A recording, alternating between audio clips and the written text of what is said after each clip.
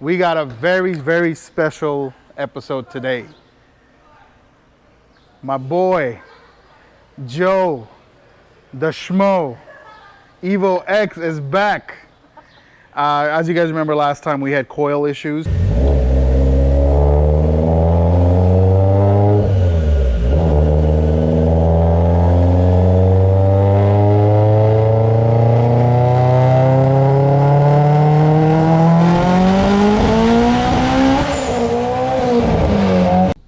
Last time we tuned this car, we had ignition coil issues.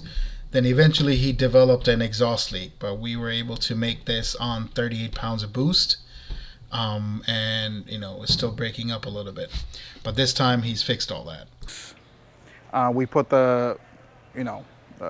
he changed them, and then one of the major things we discovered was he actually has an exhaust leak, which kind of developed as we were tuning. So we got all that fixed, so we're gonna try again to make whatever he wants.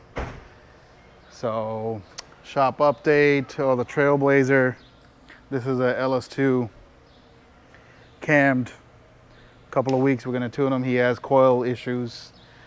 Steph is back together, so that's most likely gonna happen next week. And that's about it. More and really interesting builds and videos on them is coming up. So stay tuned.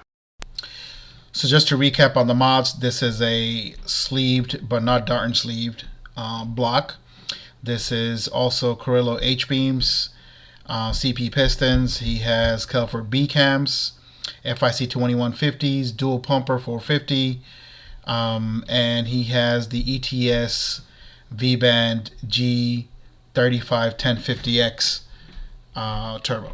This is also being tuned on Ecumaster Black using our plug-and-play harness.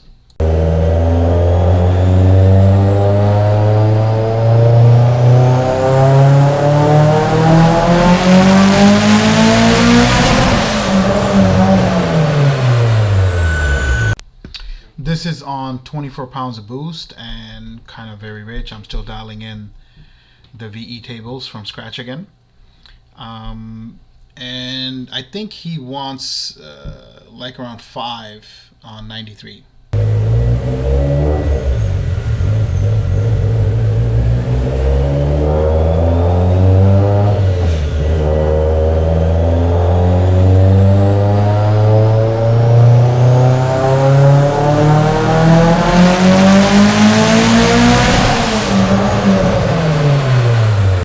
Definitely picked up some power and leaning the car out a little bit. He's still running low 11s. Now I'm gonna turn up the boost. Having tuned this car previously, I know exactly where it needs to be. And I'm also gonna increase the rev limit to 7,800.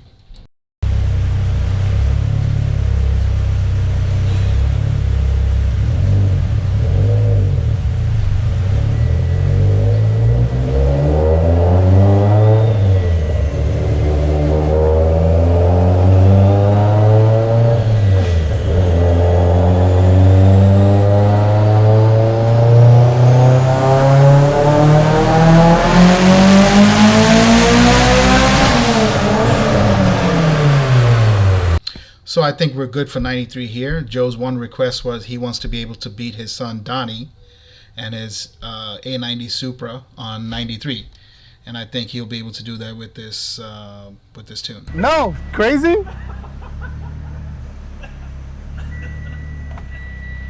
All right, we're gonna switch fuels and get back on the horse. All right, we got the E85 in, but it's not as high as I was hoping for it to be. It's like 72%. But it is what it is. Let's do some throttle.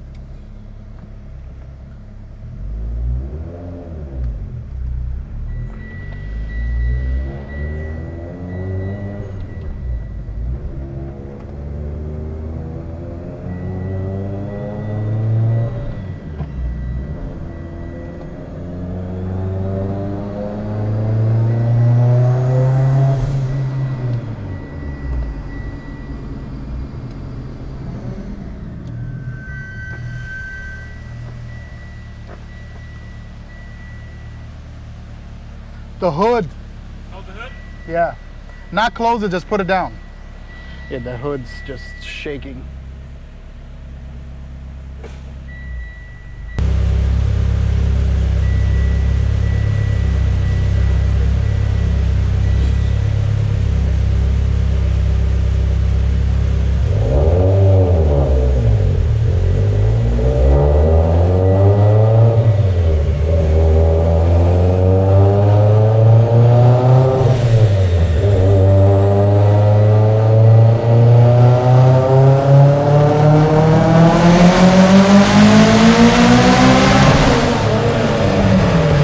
This is the same map as the 93, just changed the fuel, and the flex fuel logic is already on, and it was pretty good from the last time, so it basically compensated fuel and everything that I wanted.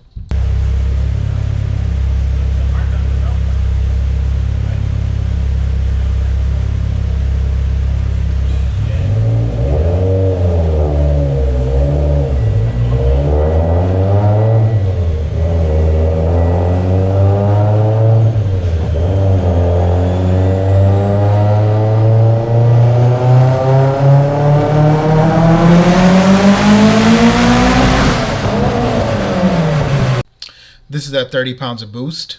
Right now I'm dialing in the boost, so I'm not really revving all the way to red line that the car will ultimately have. I'm just seeing what the wastegate does versus the boost that I get in return for the wastegate that I command.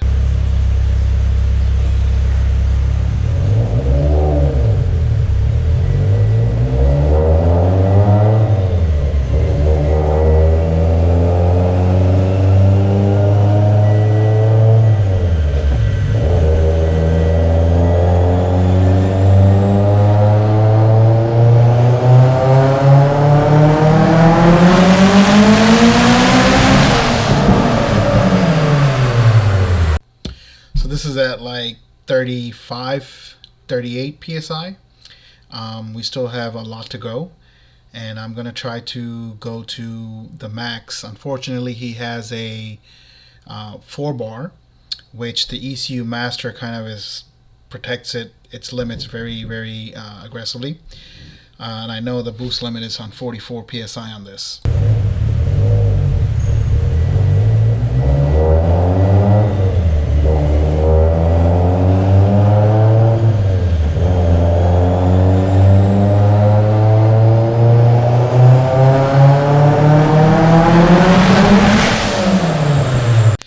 That was that boost cut I was referring to.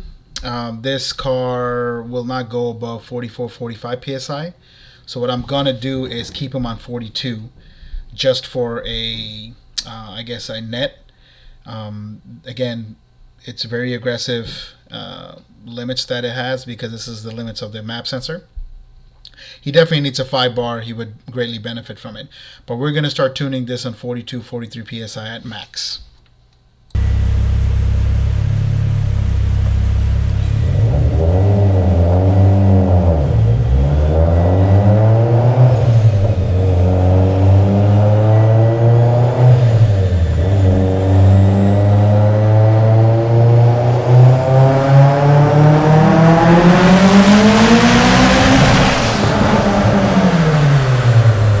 Quite 42, it was more like still 39, 40, but I'm slowly going to increase boost and start dialing in the higher end or higher load end of the VE table.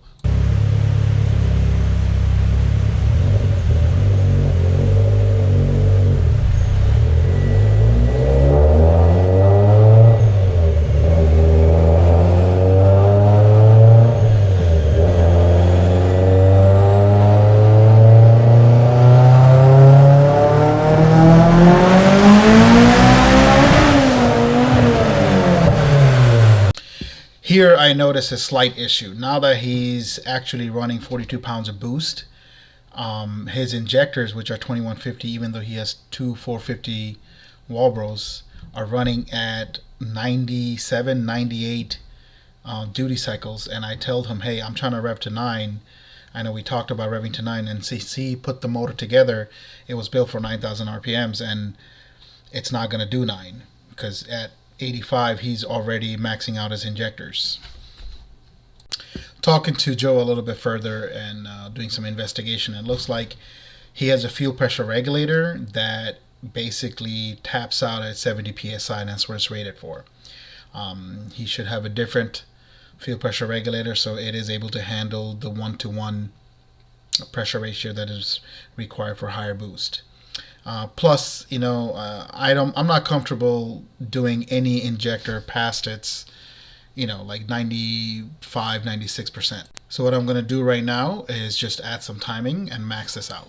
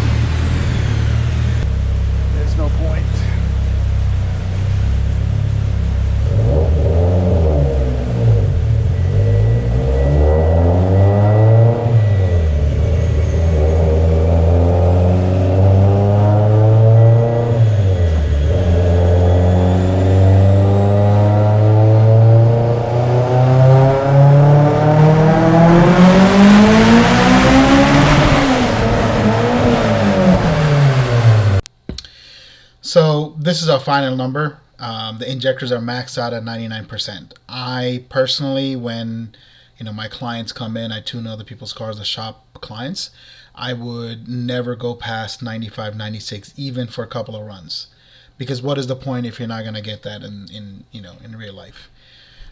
With him, he's a friend of mine. He understands the risk. He's more risk adverse, so I would do what he asked. I told him, hey, we're going to run 99% for just this couple of runs, and then I'll lower it for you. He said, sure. And that's basically what we did. So a couple of things we're going to do is definitely change the fuel pressure regulator and get him a 5-bar. I feel like this turbo at, say, 45, 48 pounds will do 9 or close to it. So these are his final numbers. The green line is obviously 85. And this is at 42 psi, and the dark blue line is in 93, and that's at 24, 25 psi. And it's not that aggressive. He's not running crazy amount of timing. I think max timing I put for the 810 was like 18, 19. And then when I did give it back to him, I lowered it a little bit because he does beat on his car. Overall, the car turned out pretty good. I was just amazed at how smooth the car drives. This is on Ecumaster Black, again, with our plug-and-play harness. And, everything works. The cluster, everything just works perfectly. He also has a rolling anti-lag, two-step, all that he wanted. The car starts on its own. No throttle needed. It's just a good setup. A couple of improvements here and there. I'd like to just really focus on why we stopped here, because again, a lot of people are comfortable going over a certain injector duty cycle, even if it's for a few hits. I am not. So those of you who know me, have tuned, you know how anal or a stickler I am for these little things. I'm sorry if that's annoying, but that's just the way it is. I'm sure there's other people out there that's willing to tune over some certain things, but I am not. So if you do come to me, just know there's some compromises I'm not willing to make. Again, 99% is the highest I've ever gone. It's only because of people that I know. Now, if this was a drag car that you're only going to be racing, yeah, I would even go far as turning off the knock sensor and just tuning it just like that. But he actually street races this thing. Yeah, and then either on this road or just keep going for like 2 minutes, and it should stretch out.